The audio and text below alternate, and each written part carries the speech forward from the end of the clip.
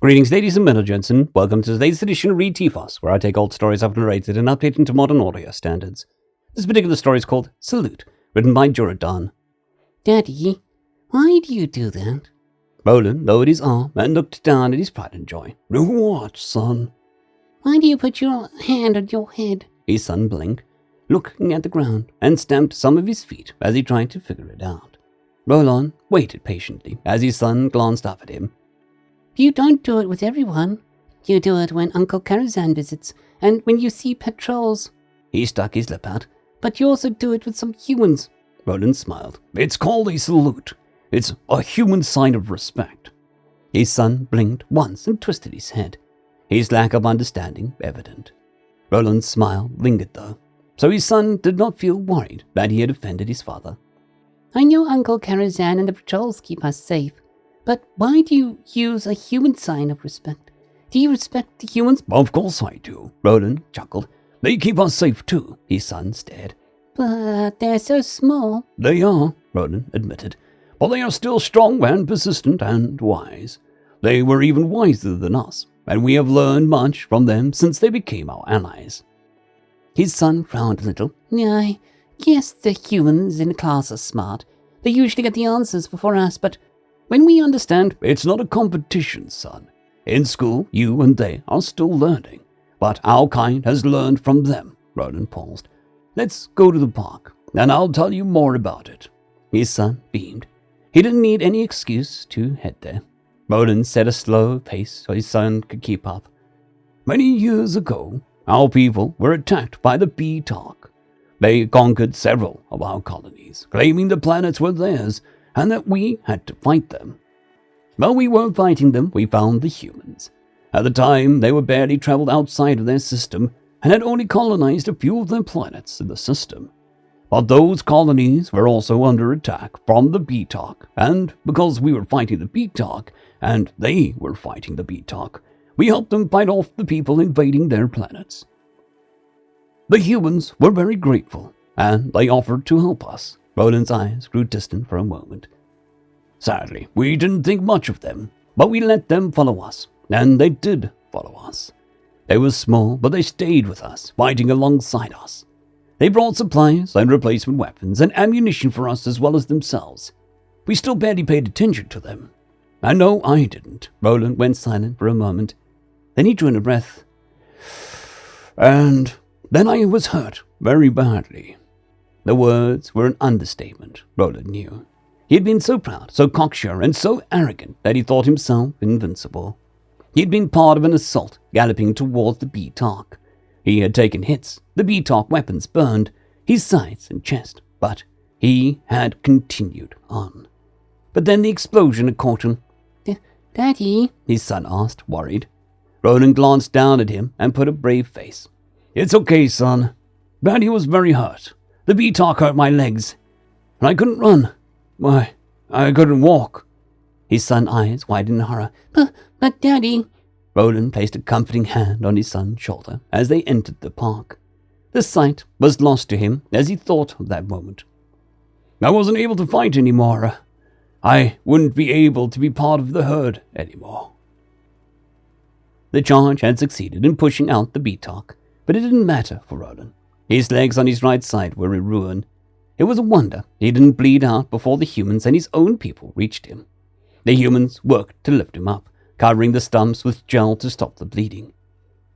His commander took some time to get back to him and the other wounded. Then he had offered Roland the knife. Roland was looking at the knife. He hadn't expected this. Not so soon. He'd won no glory, had not made a name or taken a mate. He hadn't lived his life. And now, it was over. Despite what the humans did, he was in agony. Ragged stumps were all that were left of half of his legs. He began to reach out for the knife. Wait! The human ran between Roland and his commander before the knife could be passed. We can take him back to base. His commander blinked and looked down at the tiny human. Why? We know that he cannot walk, but there are other methods. We don't. He seemed to stumble for a second. There are less painful ways of dying.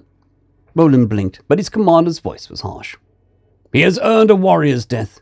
The human had laughed nervously. Of course. But shouldn't he be able to send a message to his family? The commander frowned. If he has a message, he can tell me and I will pass it on. Meaning no offense, sir, but you fight on the front line. If you die, the message won't get passed on. Roland wasn't really sure what to make of any of this, but his commander paused and then sheathed the knife. Call on me when you need it. The humans took me back to their base and put me to sleep, Roland chuckled. Far more easily than I can make you go to sleep. He ruffled his son's hair. The next day, I saw that they had bandaged my wounds as they did their own soldiers. I began to ask for something so that I could write a message to my family. But the human writing instruments, pens, pencils, were too small and flimsy. I broke many of them. Why didn't you ask for one of our etchers? His son asked quizzically. I did, but they could never find them for me. Or any of our kind. Roland smiled at the simplicity of the scheme. Instead, they took me to doctors who treated me. A few weeks later, they asked me to take some medicine that made me go to sleep again. And when I woke up, I had wheels. Wheels? His son blinked, then giggled at the thought. Why did they give you wheels? So that I can move around. It was not the same as walking, but I could still move. I had not thought that I would be able to do that, nor did any of the others of our kind. The doctors explained that it was a stopgap measure. Better than nothing. Better than the knife. Roland nodded. The humans were right. It was better than dying, even if others looked down on us. Roland closed his eyes for a moment, a pain still lingering from the moment. Our people told the humans that they were wasting resources, that we could not fight on the battlefield, that we could not return to them, nor could we rejoin the herd. Roland looked into the distance, lifting his head up. We made ourselves useful, if not to our people, then to the humans. We learned their language and worked their radios, translating and transmitting data to both humans and our own. We studied what was used by both armies and came up with better orders for what would be needed for our kind. We stood guard at night alongside the humans, our eyes nearly as good as the goggles they wore at night. And we could raise an alarm far more easily, he chuckled, remembering a time he bellowed his warning that an attack was coming so loudly that he nearly knocked over his fellow sentry. But, Mother, you have legs, his son pointed to them. Not wheels. Indeed I do, son, indeed I do. These were made by the humans as well. He laughed at the expression on his son's face. It took them time, but as more chose to be taken to the humans' bases rather than take the knife, the humans tried to find other ways to help us. The humans had their own fake limbs called prosthetics, for their own injured, but we are so much heavier than they are that it took time to make ones for us. Well, they did. Different wounds needed different prosthetics, so they were specially made. I only had nubs below my torso, but that was enough for them to make me rudimentary legs. Others required more or less. I even saw one of our kind that had lost all 6 of his legs sitting inside a vehicle, able to drive forward. He chuckled again. I still remember the look on my commander's face when he first saw me walking again. His son watched him, his father's smile growing on his lips. What happened then, Daddy? Did they let you join him? Roland smiled sadly. No, son. Our people was sure that we wouldn't be able to fight, that we wouldn't be fast enough to keep up. But the humans let us join them in battle. At first just a few, but many of us wanted to prove that we still could, that we were still worthy of fighting, of rejoining the herd. He smiled a little. We were slower than our people, but no less strong. The humans fought alongside us, and always offered any wounded of our kind the same treatment they had offered us. We began to do the same. Soon few took to the knife. Eventually, no one did. Roland was silent as he remembered coming across his commander, the one that had offered the knife to him. He was horribly wounded. 4 of his legs had been destroyed. The humans were feet away, but he held in his hands the knife. Roland had gone to him, stood before him. Put it down, brother. Tears streaked his commander's face. I am ruined.